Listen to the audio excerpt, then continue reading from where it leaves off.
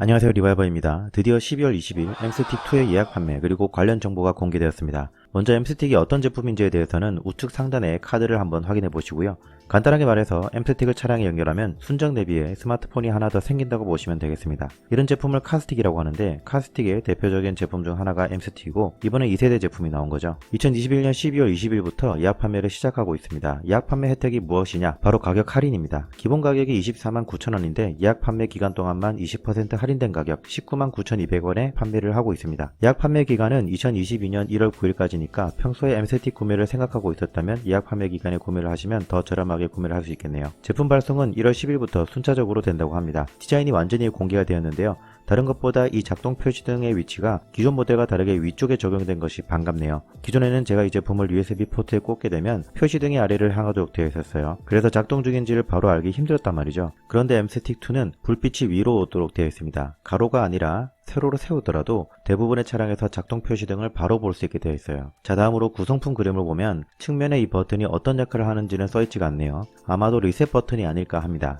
그리고 구성품 중에 기존에는 없는 추가 구성품이 있어요. 먼저 USB A to C 젠더가 있는데 기존에는 USB A 타입 단자로 외장 메모리나 GPS를 연결할 수 있게 되어 있었는데 지금은 C 타입이 적용되어 있어요. 그러면 기존처럼 외장 메모리를 연결하거나 GPS를 연결하려면 이 젠더가 꼭 필요하겠죠. 그리고 자석 거치대가 추가가 됐어요. 제 개인적인 경험에 비춰볼 때 이 부분은 찬성입니다. 엠스틱을 가장 깔끔하게 연결하는 방법은 USB 단자에 본체를 바로 연결하는 거죠. 그런데 이 방법의 단점은 차량이 상하 충격을 계속 받게 되고 그러면서 엠스틱이 계속 움직이다 보면 연결 상태가 헐거워지거나 하면서 접촉 불량이 생길 수도 있다고 보거든요. 그리고 연결된 상태에서 잘못 건드려서 단자가 파손될 우려도 있고 그래서 저는 본체를 직접 연결하는 경우가 많지 않고 USB 연장 케이블을 가능하면 사용을 하는 편입니다. 그래서 연장 케이블을 사용한다고 할 때 이 자석 거치대가 활용성이 좋을 것 같습니다. 어떻게 잘 활용할 수 있을지에 대해서는 나중에 실제 사용을 해보면서 설명을 드려볼게요. 다음으로 주요 스펙을 보자면 CPU가 ARM의 빅 리틀 멀티코어 기반입니다. 간단하게 설명하자면 기존에는 CPU가 대부분 하나였어요. 그런데 빅 리틀 멀티코어는 고성능 CPU인 빅과 저전력 CPU인 리틀이 이종 결합이다 라고 보시면 되겠습니다. 부하가 높은 작업은 빅코어로 빠르게 처리하고 부하가 낮을 때는 리틀 코어로 전력 소비를 억제하는 거죠. 우리도 스마트폰을 항상 고성능 게임이나 고화질 영상만 보진 않죠. 그러니까 단순한 작업들은 저전력 코어를 사용하고 높은 퍼포먼스가 필요한 작업들은 고성능 코어를 사용한다면 불필요한 발열을 막을 수 있겠죠. CPU와 같은 반도체는 단일 코어의 성능도 중요하지만 발열 관리도 중요합니다.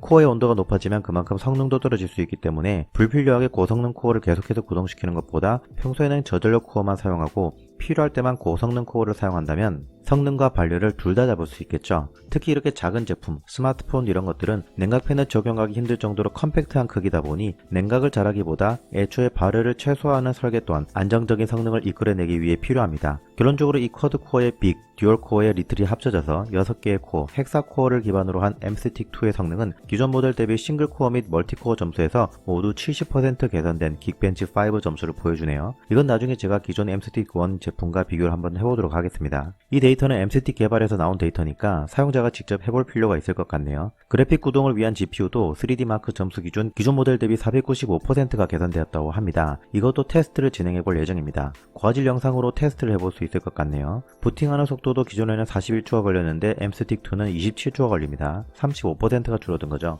이제까지의 그래프들을 보면 기존 모델 대비 정말 많은 개선이 이루어졌다고 판단이 됩니다. 그리고 멀티터치를 지원한다고 하는데 이건 기존에도 적용이 되었던 걸로 기억하거든요. 이게 더 부드러워진 건지 아니면 지원 가능한 차종이 늘어난 건지는 확인을 해봐야 할 것 같습니다. 그리고 무선 업데이트 OTA를 지원합니다. 그동안 엠스틱의 가장 큰 장점이라고 한다면 계속해서 최적화나 신기능 추가를 위한 펌웨어 업데이트를 제공했다는 점이죠. 이 업데이트도 두 가지 방법이 있었어요. 앱스 업데이트 그리고 펌웨어 업데이트가 있었는데 이 펌웨어 업데이트가 무조건 USB에 업데이트 파일을 다운받아서 본체에 연결해서 업그레이드를 해줘야 됐단 말이죠. 그러니까 USB 메모리에 업데이트 파일을 다운받아서 자동차에서 업그레이드를 하던가 아니면 엠스틱 본체를 컴퓨터에 연결하고 거기에 다시 또 USB를 연결해서 업그레이드를 해야 했어요. 이게 좀 불편한 부분이었는데 이제는 엠스틱2에 OTA 기능이 추가돼서 차 안에서 무선으로 펌웨어 업데이트가 가능하게 된 거죠. 이 기능은 왜 엠스틱 기본 모델에서 지원이 안 되는지 모르겠네요. 어차피 기존의 방식이 업데이트 파일을 외장 메모리에 넣어서 본체에 연결한 다음 업데이트 파일을 다운로드해서 설치하는 거잖아요. M스틱도 와이파이 신호를 잡을 수 있고 업데이트 앱에서 M스틱의 최신 펌웨어 다운로드 서버에 바로 접속해서 다운을 받은 다음에 설치를 하면 될 것 같은데 말이죠. 어쨌든 M스틱 1도 앞으로 계속해서 업데이트를 지원해준다고 하셨으니까 OTA 무선 업데이트와 같은 이런 부분들이 좀 반영이 되면 좋겠다는 생각이 드네요.